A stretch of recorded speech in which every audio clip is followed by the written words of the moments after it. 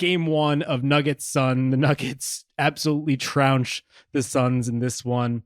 Waz, I feel like you're chomping at the bit here, so I almost want to give you the floor. If you could just keep it under 20 minutes, we'd be appreciative, but please, go ahead.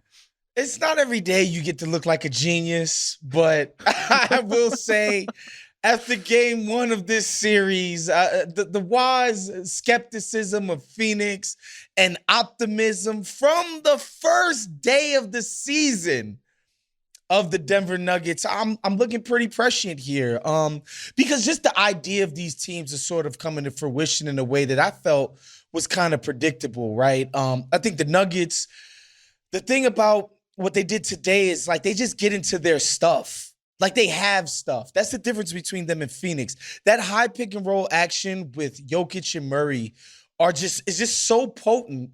And they can get so many things, whether it be open three-pointers, post actions, just great looks from mid-range, great looks from long range for Murray specifically. Like they have a go-to action that they can get all kinds of stuff that Phoenix has trouble guarding with. Phoenix just has great individual guys who can have superlative performances, but, it's not as reliable as the Jokic and Murray mind meld, and I think we saw that today. And then I think what Phoenix's main problem is going to be going forward, we could talk about the specifics of today's game, but they are just getting bludgeoned on the boards today. Denver just looks massive. They look sturdier, bigger, wider, taller, stronger. They got killed on the boards. And of course, they were able to get a bunch of three-point shots up. And Jokic, again, when he's getting rolling, his shots are at the rim. It's not fadeaways from 17 feet away with defenders draped all over you. They get easier looks. They can generate them more consistently. And I don't think Phoenix has any answers to stop these guys. I will say one thing. All of this is true. I co-sign everything you just said, Waz.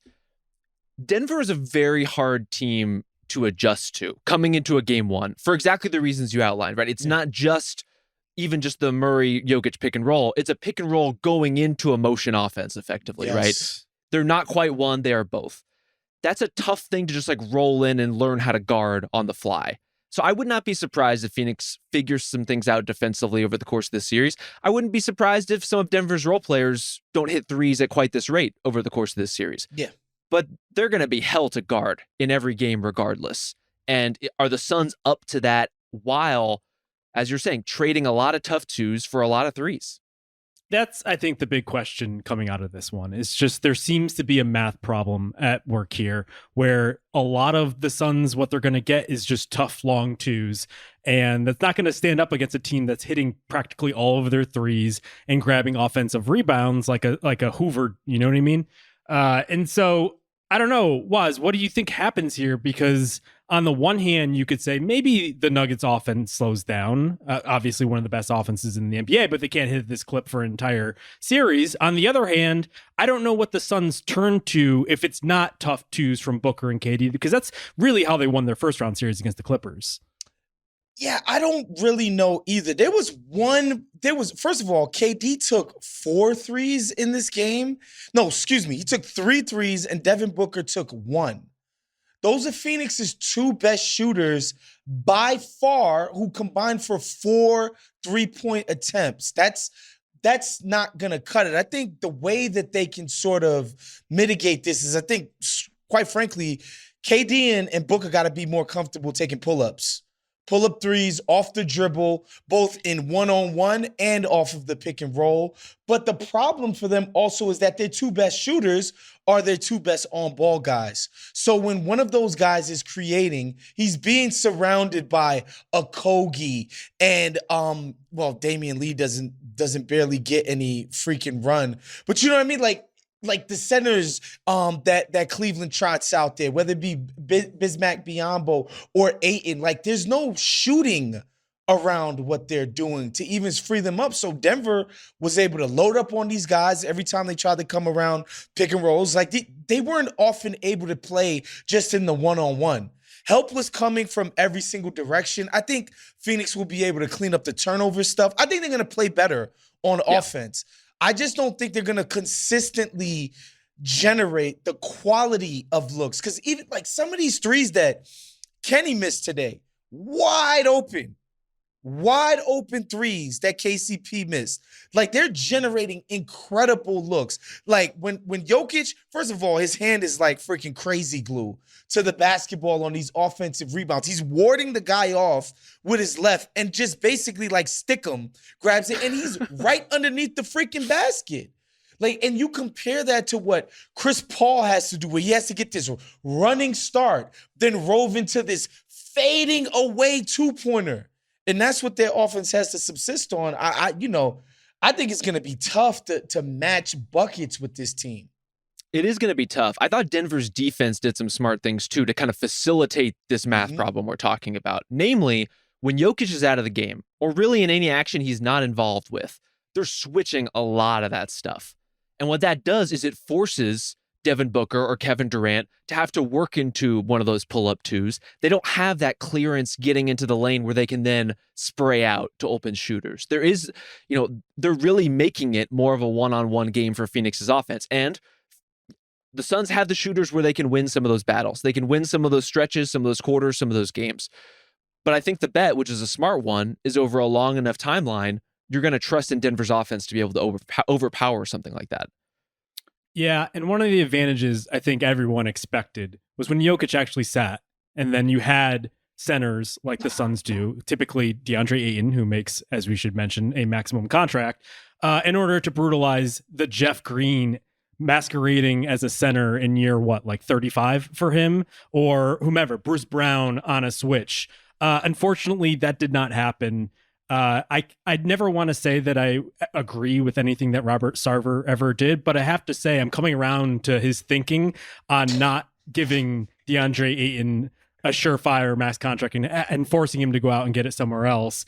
I just don't know what to do there, because there's a clear advantage there. You keep wanting to feed it to the point where late in the game, Monty went to Jock Landale specifically in order to score against some of those smaller lineups.